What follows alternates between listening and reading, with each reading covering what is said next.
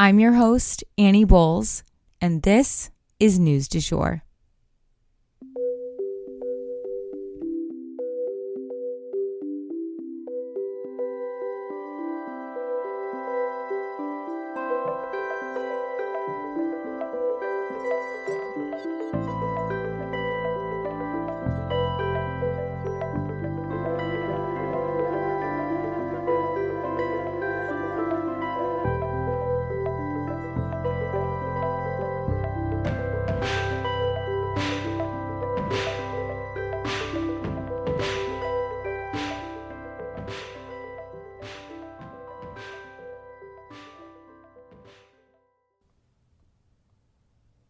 Hey everyone, and welcome back to the News du Jour, a calmer space to consume the news.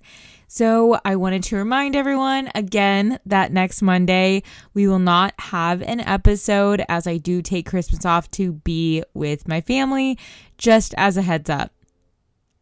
I do have one mini story here for you guys at the top today. Another winter storm is coming that could disrupt holiday travel.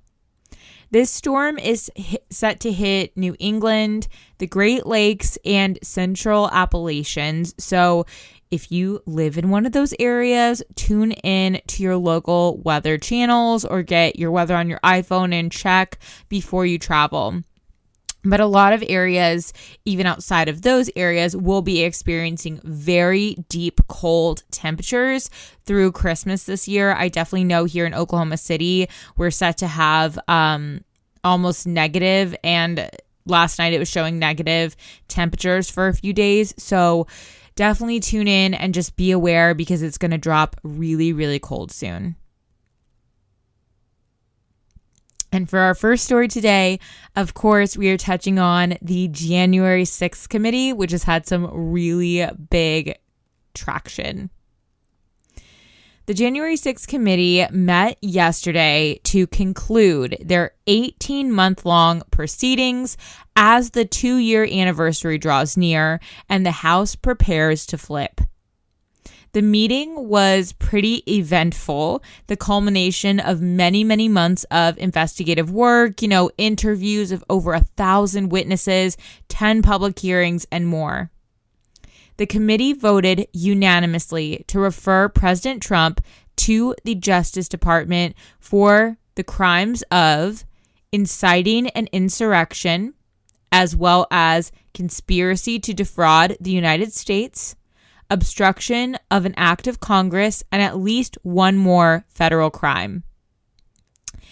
The charge of inciting insurrection is a very rare crime for anyone to be charged with, at least in modern times. This is also the very first time in American history where a former president will be turned over by Congress for criminal prosecution. The committee also recommended 5 Trump cronies for potential criminal charges as well: Rudy Giuliani, John Eastman, Jeffrey Clark, and Kenneth Chesebro. They also referred 4 Republican congressmen to the House Ethics Committee because they refused to appear when they were subpoenaed by the committee.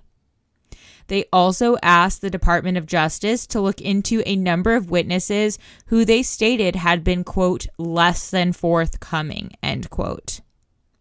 These charges would have lengthy prison sentences associated with guilty verdicts. But it's important to remember that this is just Congress kicking the ball over to the Justice Department's court. They don't have any actual legal power. But it is their belief that these crimes occurred based on the evidence that they have compiled, and now it'll be up to the Justice Department to decide whether or not to proceed with these charges and how they want to go about that. They plan to release an over 100-page report as well, so that the American public and the history books have a record of exactly what happened on January 6th. And it can pretty much all be summarized in one sentence. As Republican Liz Cheney put it, quote, "Every president in our history has defended this orderly transfer of authority except for one. End quote. Next up for today, we're discussing George Santos's mysterious resume. Okay, so a guy named George Santos was elected in Long Island, New York, to serve in Congress on Capitol Hill. Cool. But also, what if the story he fed his voters about his life was made up? We've heard of kids manufacturing their college applications or founders fudging numbers for investors. But this is a little more novel because one would think that with such a public platform, wouldn't you expect to get caught? George Santos claimed to be the embodiment of the American dream, an immigrant, a public school kid who went on to rise into the hallowed halls of Wall Street's financial firms, working his way up to being an investor with 13 properties and counting. He even went as far as to claim that he started an animal rescue charity that supposedly had saved over 2,500 dogs and cats. But was any of it true? The New York Times dug into it. They called up Citigroup and Goldman Sachs, the two Wall Street firms that he had claimed to work for. Neither had employment records for him. So they called up Baruch College, which he had supposedly attended. They had never heard of him. They also could not find any registered charity with the name of, quote, Friends of Pets United, unquote, which he claimed is the name of his animal rescue. Sketchy doesn't even describe it. What the heck? Now, there does seem to be some money in his pocket, though. There's records of him donating to a number of political campaigns over the years, and he reported about $1.7 million in earnings from his company called Devolder. But mysteriously, this company does not have a website or a LinkedIn page. It claims to manage a family portfolio of $80 million of real estate, but it's unclear what real estate. And that kind of thing usually comes with, receipts, a pretty easily traceable paper trail. And riddle me this. If he is the American dream and came from nothing, how does his family casually have $80 million to throw around? What's more, the New York Times dug deeper and even found criminal charges connected to George Santos back in Brazil, where his family is from, for check fraud.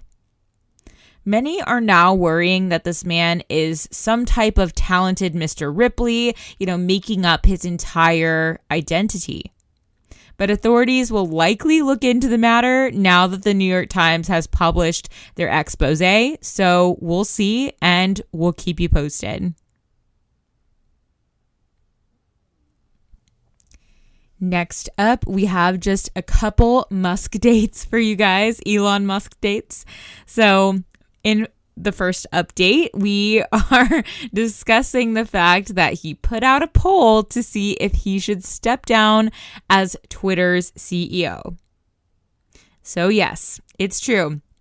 Elon Musk posted a poll to his Twitter account that asked if he should step down as Twitter's CEO. It also promised that he would abide by the results. And well, after more than 17.5 million users responded to his poll, when the poll closed down on Monday, the results were in and they said that yes, he should step down. But will he? Who can say? So for our second and final update on Elon Musk, he tried to make it impossible for people to share other social platform links on Twitter.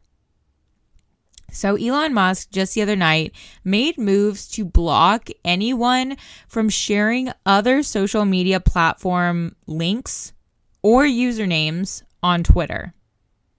Users on Twitter freaked out, understandably, because this is something that's pretty common. You also see the reverse, on Instagram, etc. There are Twitter links all the time flying around. So after everyone freaked out, he then walked it back.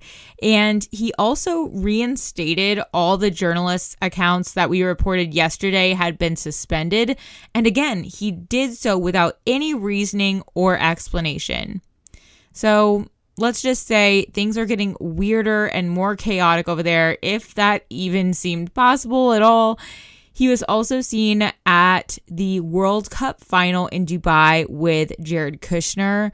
So his connections to the far right are growing, you guys. So this is all, just par for the course with Elon Musk, but we'll definitely keep you posted with all of his craziness. And that is the news du jour. Today, I wanted to leave you guys with the quote, "Dissolve your ego before it dissolves you." If you enjoyed this episode, please subscribe on whatever podcast platform you use to listen. A rate and review or shout out on social media would mean the world to us and help us be able to keep creating the news du jour. But the best way to support all of our work is to become a patron at www.patreon.com/sugarfreemedia. You can also follow us on social media under sugarfreemedia.co on Instagram and just sugarfreemedia, all one word, on TikTok. We appreciate you listening and look forward to telling you about the news again next time on News du Jour. Broadcasting from Oklahoma.